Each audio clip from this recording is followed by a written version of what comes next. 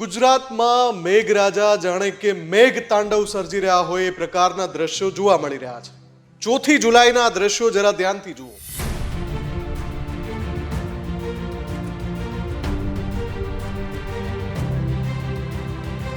આની સાથે સાથે ચોંકાવનારી બાબત એ છે કે 4 જુલાઈથી 7મી જુલાઈ સુધી મેઘરાજા ગુજરાતમાં હજુ એ રીતે વરસવાના છે કે આ દ્રશ્યો સાવ સામાન્ય લાગે.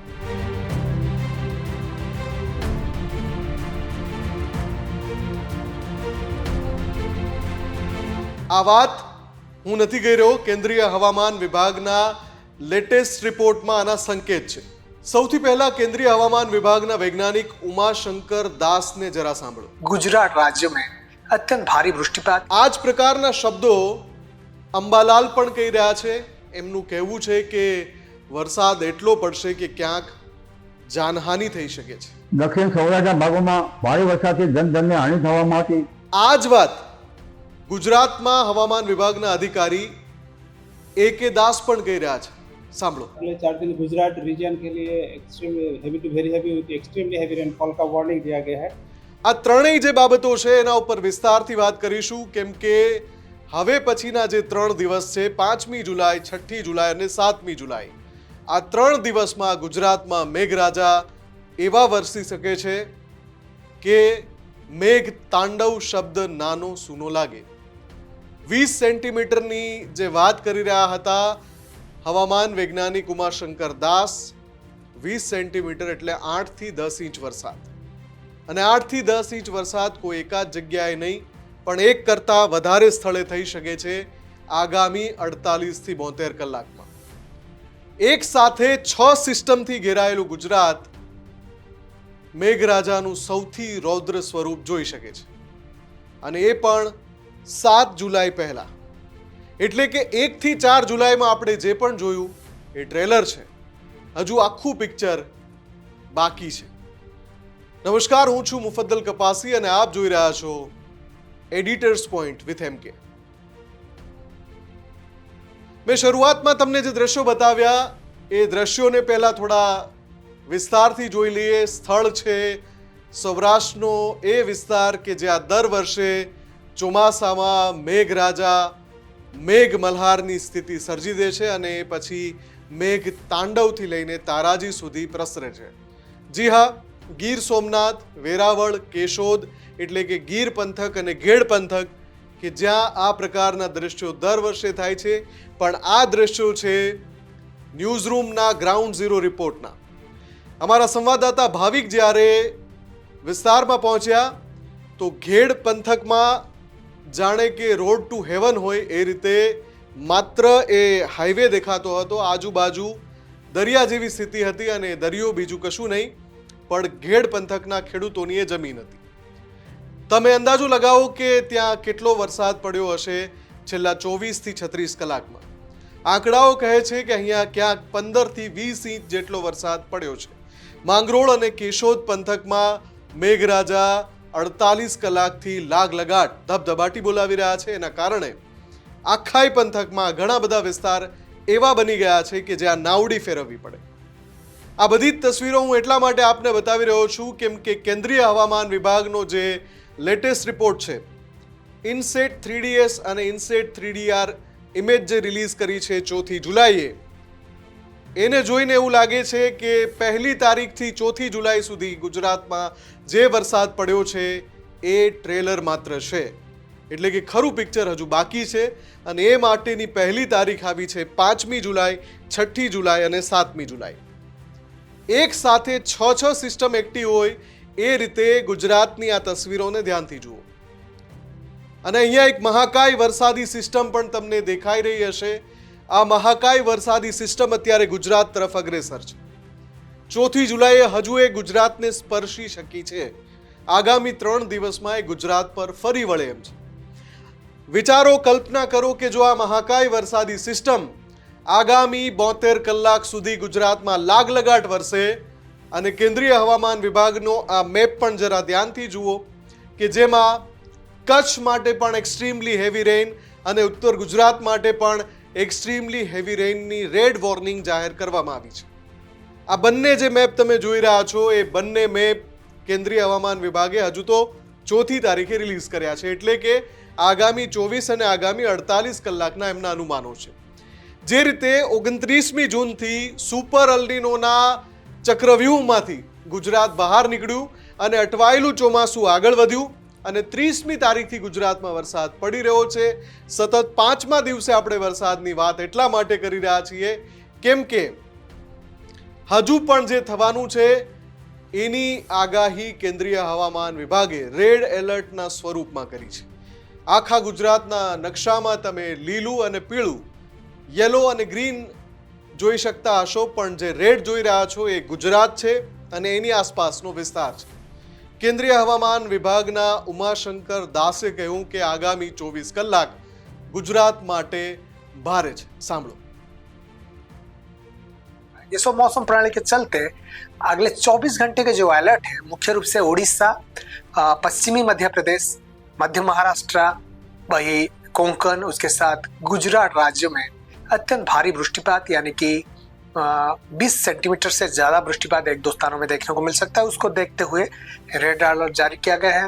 उसके साथ साथ भारी से बहुत भारी वृष्टिपात अगर देखा जाए तो मुख्य रूप से अगर है छत्तीसगढ़, तेलंगाना, उसके साथ अंदरूनी कर्नाटका, तटीय कर्नाटका, वही विदर्भ रीजन और उसके साथ साथ जो पूर्वी मध्य प्रदेश, पूर्वी राजस्थान, इस सभी इलाकों में भारी से बहुत भारी वृष्टिपात 12 से 20 सेंटीमीटर तक वृष्टिपात का प्रभाव देखने को मिलेगा. અહીંયાથી ના અટકતા હોય એમ જ્યારે ગુજરાતના હવામાન વિભાગના અધિકારીને પૂછવામાં આવ્યું, એમની ભાષા પણ એ જ હતી. ભારે વરસાદથી લઈને અતિ ભારે વરસાદ માટે આખા ગુજરાતે તૈયાર રહેવું પડશે. દક્ષિણ ગુજરાતમાં આગામી 48 કલાક અતિ ભારે રહી શકે છે. સૌરાષ્ટ્રના દરિયાકાંઠાના જે જિલ્લાઓ છે ત્યાં આગામી 48 કલાક અતિ ભારે રહી શકે છે. આની સાથે ઉત્તર સૌરાષ્ટ્ર કે જ્યાં કેટલાક વિસ્તારમાં હજુ જોઈએ એટલો વરસાદ નથી પડ્યો, સુરેન્દ્રનગર અને મોરબી આસપાસના કેટલાક વિસ્તારો છે જે હજુ સારા વરસાદની રાહ જોઈ રહ્યા છે. મધ્ય ગુજરાતના ઘણા બધા ભાગ છે, મધ્ય ગુજરાતના ઘણા બધા જિલ્લા છે જે સારા વરસાદની રાહ જોઈ રહ્યા છે. ઉત્તર ગુજરાતમાં અને કચ્છમાં પણ વરસાદની રાહ જોવાઈ રહી છે. ત્યારે હવામાન અધિકારી AK દાસની આ વાતને પણ સાંભળો. का जो फोरकास्ट आने वाला अगले 7 दिन के लिए 4 से लेकर 10 जुलाई तक, इसमें अगले 4 दिन गुजरात रीजन के लिए extreme heavy to very heavy with extremely heavy rainfall का वार्निंग दिया गया है 4 से लेकर 7 जुलाई तक. इसमें आज के लिए जो extremely heavy rainfall red warning के साथ आइसोलेटेड प्लेसेस में दिया गया है सूरत, नर्मदा, डांग, नवसारी, वलसाड, तापी, दमन, दादरा नगर हवेली के लिए दिया गया है.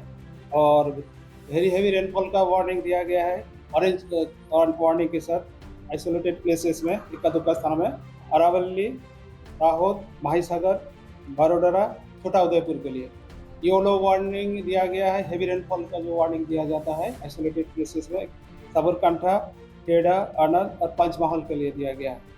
और सौराष्ट्र कोस्ट में extremely heavy rainfall red colour के साथ जो वार्निंग दिया गया है आइसोलेटेड प्लेसेस में जूनागढ़, अमरेली, गिर सोमनाथ और दीव के लिए दिया गया है. Very heavy rainfall warning orange colour के साथ इक्का दुक्का स्थान में जो होने की संभावना रहेगा राजकोट, पोरबंदर और भावनगर डिस्ट्रिक्ट. આની સાથે સાથે અત્યાર સુધી જે હવામાન નિષ્ણાંતોને આપણે સાંભળતા આવ્યા છીએ એમાં સૌથી મુખર જે રહ્યા છે, સૌથી અગ્રેસર રહ્યા છે એવા અંબાલાલે પણ આ જ ભાષામાં વાત કરી છે. 6 વરસાદી સિસ્ટમ જ્યારે ગુજરાતની આજુબાજુ હોય અથવા તો ગુજરાત તરફ વરસાદ લાવવા માટે કારણભૂત બનનારી હોય, એક તરફ ટ્રફ હોય, એક તરફ અપર એર સાયક્લોનિક સર્ક્યુલેશન હોય, એક તરફ લો પ્રેશર હોય, એક તરફ વેસ્ટર્ન ડિસ્ટર્બન્સ હોય, એક તરફ સાયક્લોનિક સર્ક્યુલેશન હોય અને એક તરફ જે વેસ્ટર્ન વિન્ડ છે, આ બધી જ સિસ્ટમો ગુજરાત માટે એવી પરિસ્થિતિ સર્જી રહી છે કે ગુજરાતમાં 48 થી 72 કલાક સુધી કેવો વરસાદ આવશે. અંબાલાલની ભાષામાં આપણે સાંભળીએ. દક્ષિણ સૌરાષ્ટ્રના ભાગોમાં ભારે વરસાદથી જનધનને હાનિ થવામાં હતી. અતિ ભારે વરસાદથી પણ લગભગ જનધનને હાનિ થવામાં હતી. પરંતુ હજુ પણ પોરબંદરના ભાગો, જામનગરના ભાગો અને દેવભૂમિ દ્વારકાના ભાગમાં ઓછો વરસાદ છે. કચ્છ ભાગોમાં પણ ધીરે ધીરે ક્યાંક હળવો અને ક્યાંક મધ્યમ પ્રકારનો વરસાદ થવાની શક્યતા રહેશે. કચ્છના ભાગોમાં પણ વરસાદ થવાની શક્યતા રહેશે. ઉત્તર સૌરાષ્ટ્રના ભાગોમાં રાજકોટ, સુરેન્દ્રનગર, ધાંગધ્રા, હળવદ વગેરે ભાગોમાં વરસાદ થવાની શક્યતા રહેશે. પરંતુ ઉલ્લેખનીય છે કે હજુ દક્ષિણ સૌરાષ્ટ્રના ભાગોમાં કેટલા ભાગમાં ભારે વરસાદ થવાની શક્યતા રહે. દક્ષિણ ગુજરાતના કેટલાક ભાગમાં ભારે તો કોઈ ભાગમાં અતિ ભારે વરસાદ થવાની શક્યતા રહે. આ ઉપરાંત ઉત્તર ગુજરાતના ભાગોમાં છત્રાછર વરસાદ થવાની શક્યતા રહે. તો હવામાનના આ આંકડા ખરેખર ચોંકાવનારા તો છે જ, સાથે સાથે એલર્ટ મોડમાં મૂકનારા પણ છે. આગામી 48 થી 72 કલાક સુધીમાં ગુજરાતમાં ઘણા બધા વિસ્તારોમાં મધ્યમ, તો ઘણા બધા વિસ્તારોમાં ભારે વરસાદ, તો ક્યાંક છૂટાછવાયા વિસ્તારોમાં અતિ ભારે એટલે કે પૂર લાવે એ પ્રકારનો વરસાદ થઈ શકે છે, એવું જ અનુમાન આપણે હમણાં સાંભળ્યું. પણ હવે આની સાથે સાથે આપણે થંડરસ્ટોર્મને પણ અવગણવું ન જોઈએ, એટલે કે વીજ પતન, વીજ પ્રપાત જેને આપણે કહીએ છીએ, વીજળી પડવાની સંભાવનાઓ છે. એટલે આગામી 48 થી 72 કલાક સૌએ સાવચેત રહેવાની જરૂર છે. આની સાથે સાથે સ્ટેટ ઇમરજન્સી કંટ્રોલ સેન્ટર છે એની પણ આગામી 48 થી 72 કલાક પર અલગ અલગ જે જગ્યાઓ છે જ્યાં અતિ ભારે વરસાદ ખાબકી શકે છે ત્યાં નજર છે. જે રેસ્ક્યુ ટીમ છે એને પણ એલર્ટ કરી દેવામાં આવી છે. ડિઝાસ્ટર મેનેજમેન્ટની બેઠકો પણ ગાંધીનગરમાં લેવાઈ રહી છે. સાથે જ એનડીઆરએફની ટીમ પણ અમુક જિલ્લાઓમાં રવાના કરી દેવામાં આવી છે અને અમુક જિલ્લાઓમાં હજુ પણ રવાના કરવામાં આવી શકે છે. તમામ સ્થિતિ પર ચાંપતી નજર છે. આપના વિસ્તારમાં કેટલો વરસાદ પડ્યો છે અથવા તો આપના વિસ્તારમાં વરસાદ હજુ સુધી બિલકુલ નથી પડ્યો, તો આ 3 દિવસ ખાસ નજર રાખજો. આ 3 દિવસ દરમિયાન જ્યાં વરસાદ હજુ સુધી નથી પડ્યો ત્યાં પણ પડી શકે છે. અને જ્યારે આપણે 7મી જુલાઈ પછી મળશું ત્યાં સુધીમાં ગુજરાતનો લગભગ કોઈ વિસ્તાર કોરો બાકી નહીં રહે, એ પ્રકારની સ્થિતિનું નિર્માણ અત્યારે થઈ ચૂક્યું છે. કમેન્ટ કરીને ચોક્કસથી જણાવજો કે આપના વિસ્તારમાં કેવો અને કેટલો વરસાદ છે. આપ જોતા રહો ન્યૂઝરૂમ ગુજરાત. નમસ્કાર.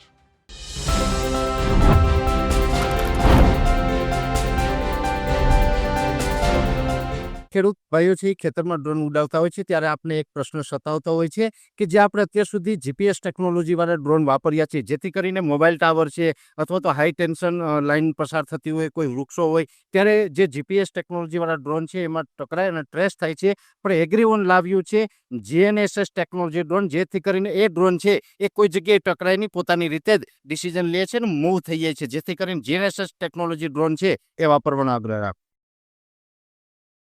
આ જ પ્રકારની તમામ અપડેટ જોવા માટે ન્યૂઝરૂમ ગુજરાતને લાઇક, શેર અને સબસ્ક્રાઇબ કરવાનું ભૂલતા નહીં.